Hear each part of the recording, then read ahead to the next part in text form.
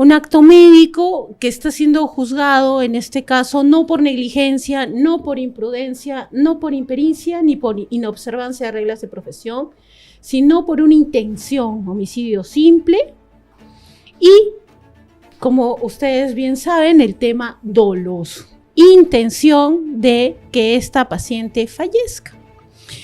Y eso debemos ponerle el punto sobre la I absolutamente. La ejecución de un evento adverso no es sinónimo de intención de matar. Eso está clarísimo para los que conocemos el tema médico. Y también de todas estas investigaciones nos hacen poder ver que no existe un correcto conocimiento de los actores de la justicia, como son nuestros fiscales y nuestros jueces, de la circunstancia médica y de la naturaleza de acto médico.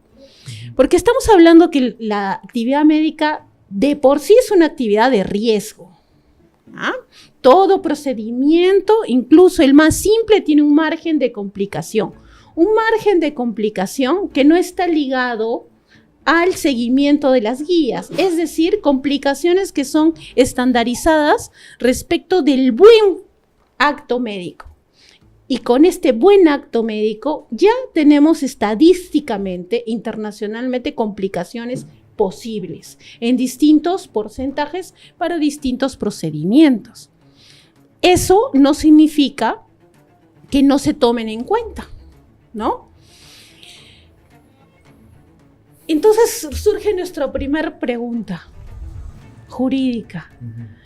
Esta calificación que tuvo en este caso el acto médico como homicidio simple, ¿cómo es que se da? ¿Cómo es que se da ese tema de intención? ¿Cómo se califica correctamente un acto, una actividad, para yo determinar que hubo intención, dolo? Claro. Primero te respondo yo, después vamos con la del doctor James, que seguramente va a dar la sustanciabilidad de este punto, siendo un dogmático reconocido en estos temas. Para empezar, yo he visto que la imputación refiere de que el médico no habría tomado las previsiones. Es más, se hubiera visto de que la paciente tenía una condición que él mismo vio y eso lo considera un dolo eventual. Para mí, totalmente errado. ¿Por qué? Porque el solo hecho de que se genere dentro de la lex artis o de la actividad médica, donde hay una voluntad del paciente a someterse a un tratamiento, y estos tratamientos están reglados, están normados, se encuentran dentro de las reglas de la profesión. Cuando tú incumples una regla de la profesión, no se considera un hecho doloso, sino un tipo imprudente. Existe la imprudencia propiamente dicha, ¿no? La impericia y el incumplimiento de estas reglas. Entonces, si se da de esta forma, estamos hablando de un tipo netamente culposo. Ese es mi parecer. Entonces, hay un error primero en el pedido de prisión preventiva, en la imputación, en la formalización del fiscal.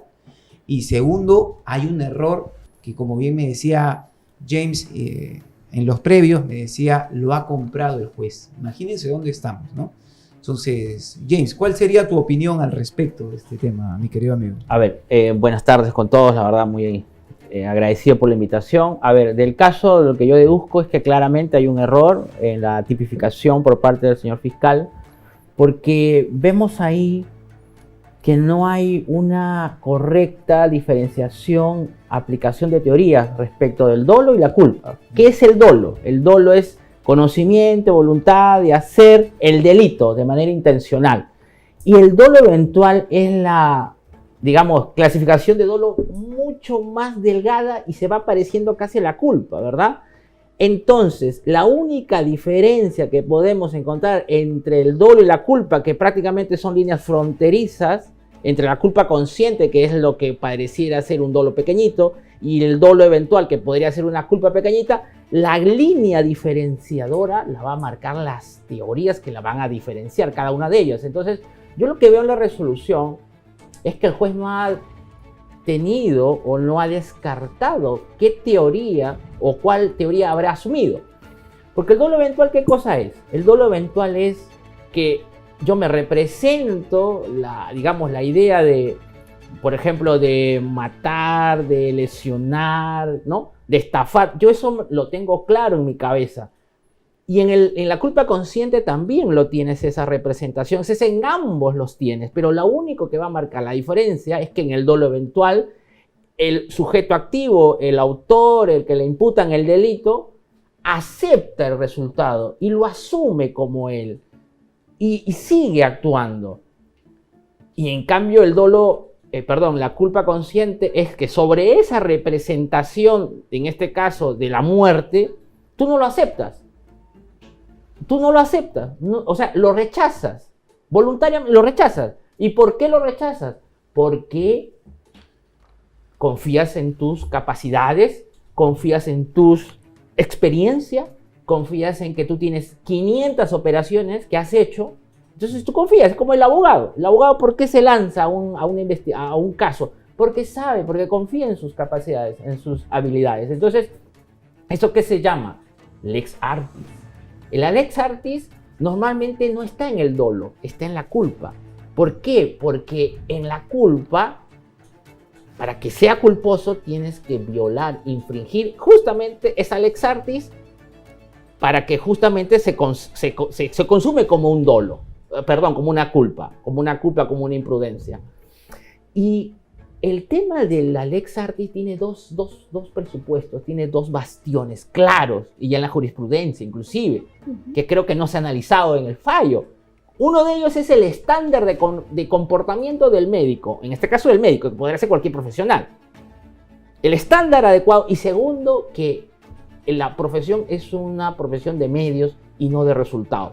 Y voy a explicarlo si cabe el tiempo. Claro que sí, Doc. El lex artis, que se analiza en la culpa, en el primer presupuesto de la culpa, que tampoco lo veo analizado en la resolución que me han pasado, no veo ese lex artis. Primero, el lex artis tiene que ver con el adecuado, el estándar adecuado que hubiese realizado el médico en ese momento. Y ese estándar adecuado es que obviamente se haya cumplido con todos los protocolos, que en este caso una operación de liposucción, una operación quirúrgica o lo que fuera, pues se haya cumplido con todos esos estándares, ¿no? Y hasta donde yo veo es que el médico habría cumplido con todo el estándar, digamos, que en ese momento tenía al momento. Es más, hay, como dice Silva Sánchez, un prestigioso penalista, que el tema de la culpa hay un tema temporal. O sea, todo no corre a cuenta del médico, porque hay enfermeros a los costados y hay anestesiólogos a los otros lados. Eso es lo que se llama la temporalidad, lo que Silva Sánchez me gusta en el último libro que sacó, que la temporalidad en el tema de la imprudencia, que todo no es cuestión de todos.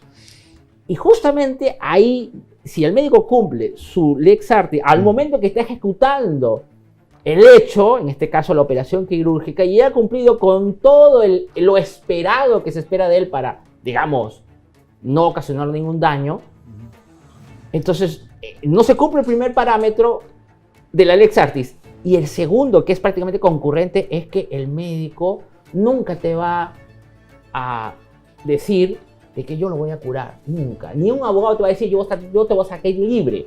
No, eso no es, tiene que ser de medios. Es decir, yo hago todo lo necesario, y si ese todo lo necesario, lamentablemente después por una complicación del propio paciente, entonces no te pueden cargar a ti esa muerte, porque ella tiene o sea, he hecho todo lo necesario, porque es una profesión de medios, no de resultados.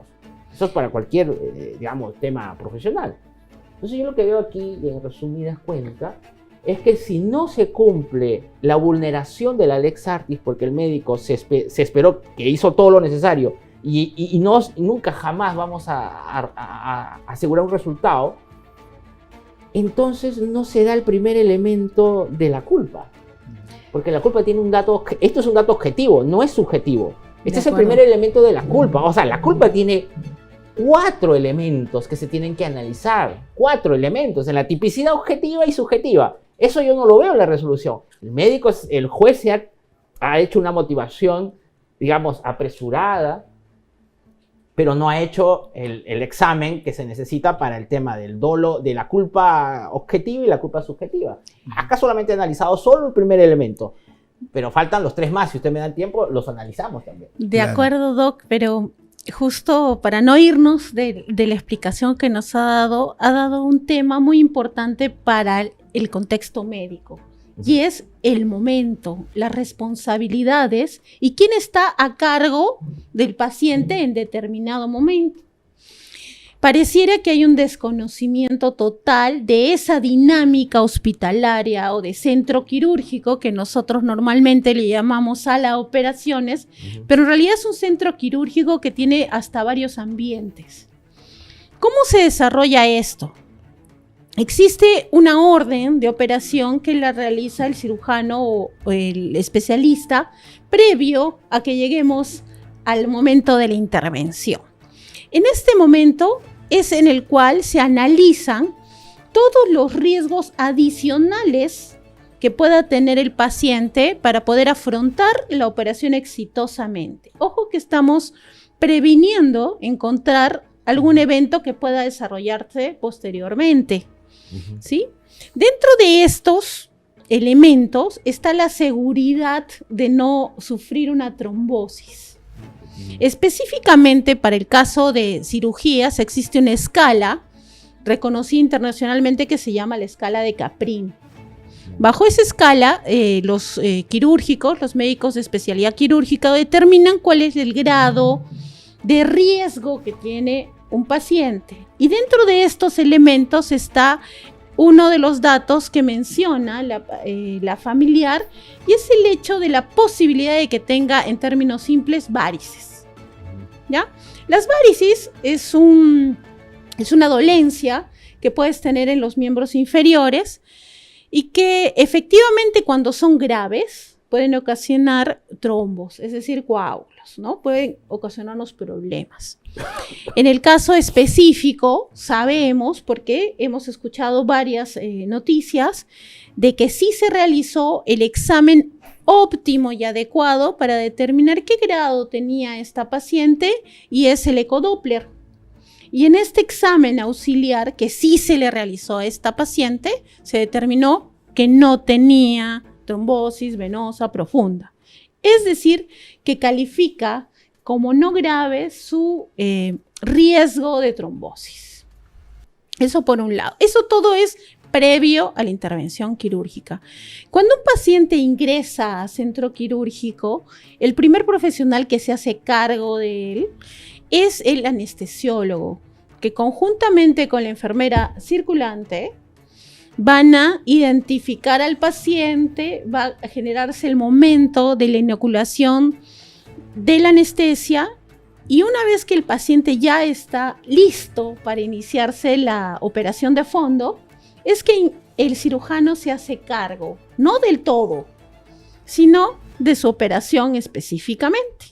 Y el anestesiólogo permanece a cargo respecto a la estabilidad hemodinámica, es decir, que toda su presión, que esté conservándose su estado de salud durante esta intervención quirúrgica. Y hay otros profesionales que también participan, entre ellos sobre todo la enfermera instrumentista, que es la que apoya directamente la intervención quirúrgica y que alguna vez hemos mencionado que es la encargada del conteo de gasas, por ejemplo, que es un tema muy recurrente.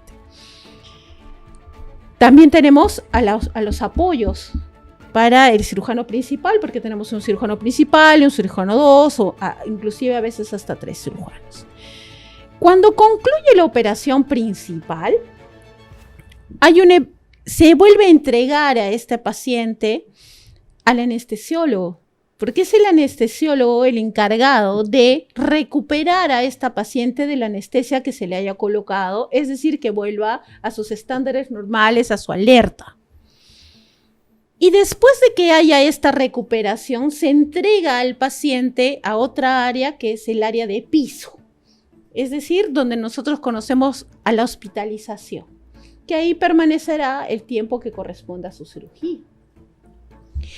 Entonces aquí hemos escuchado una declaración que confunde a todos, porque habla primero de un examen previo, después de que no había nadie en hospitalización, o sea, en otra área ajena al cirujano, y finalmente hemos escuchado con mucha preocupación de que una tercera persona, en vez de generar una alerta